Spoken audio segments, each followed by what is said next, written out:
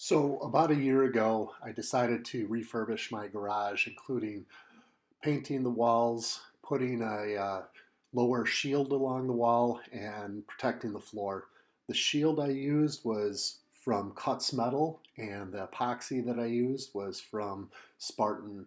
I'll have links to both companies in the comments below. Started out by grinding the floor. I fortunately used my own grinder with a 4.5-inch wheel. I did an amount of research and determined that it was going to be better to mechanically address the floor as opposed to acid etch. It took forever, but got it done, and I cut a line in the edge to create a physical barrier between the outside and the inside. Right there you can see a little bit of dust coming up, and the importance of keeping that away from you. Then I taped that before I started laying the epoxy. In the next, coming up here, you'll see the entire floor has been ground. Again, took forever. I would recommend renting a piece of equipment. But anyway, got it done. And everything's prepped. The walls are up. That's a 25 thousandths thick diamond plate aluminum. Again, I'll have the link below. And ready for the epoxy. So here's the epoxy system that I'll be using. It's a product from Spartan Epoxies. They've been great to work with so far. The individual offered to call me on a Sunday while I was investigating, talked me through each product. And I'm going with the HD Pro for the base coat, the mid coat, and then a WBG high performance urethane for the top coat. I have flake inside. This is tile red, and I believe the flakes are black and blue. They sent me a kit that contained a roller, a mixer, although they recommend a different mixer,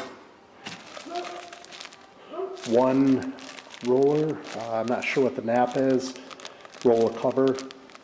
Nap is pretty small, 3/16 maybe. One glove, maybe two in the bottom. Yeah, one glove. Here's part B, gallon of part A, and there's the other glove. All right. A cut-in brush and some instructions. For the size of the garage I have, it's going to take the 1.5 gallons for the base coat. I have 2 3-gallon kits for the mid coat, and then it's 1.5 plus 3/4 of a gallon for the top coat.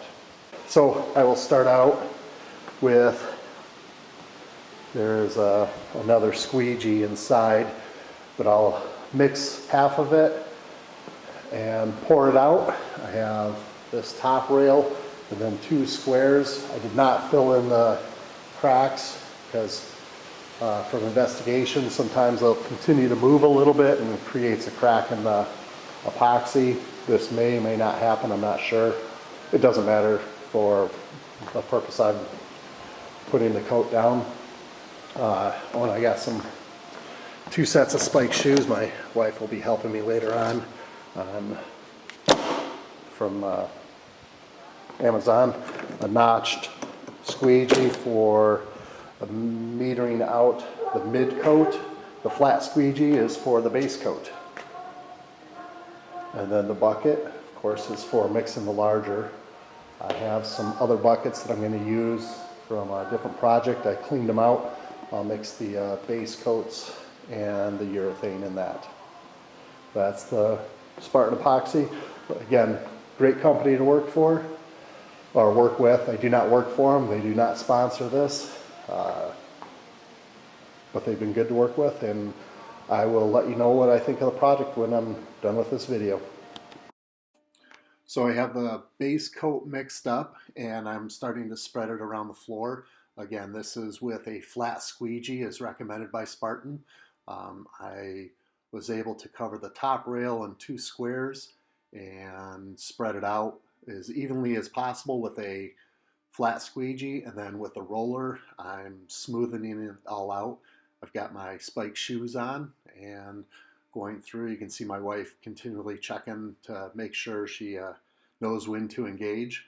But I was going to do the first portion, and I think there was a amount of time that you wanted to wait after you mixed it and then before mixing the next group. But anyway, and again, Spartan had great instructions as well as support, live support. Give them a call anytime.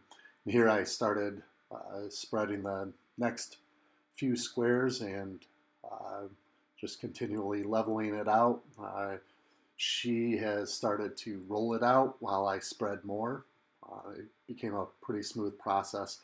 I apologize about the camera angle. It was a fixed camera and on a tripod. I didn't have the capability of wearing anything. But anyway, you can see how easy it was to spread and then roll it out, and how nice it looks once it has been rolled out.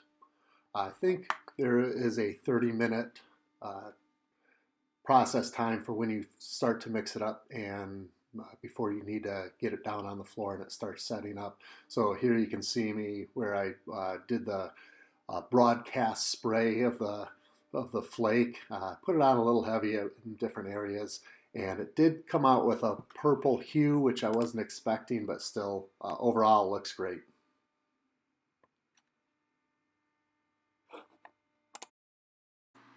Something else I trimmed up were the garage door opening wires to the sensors between each door.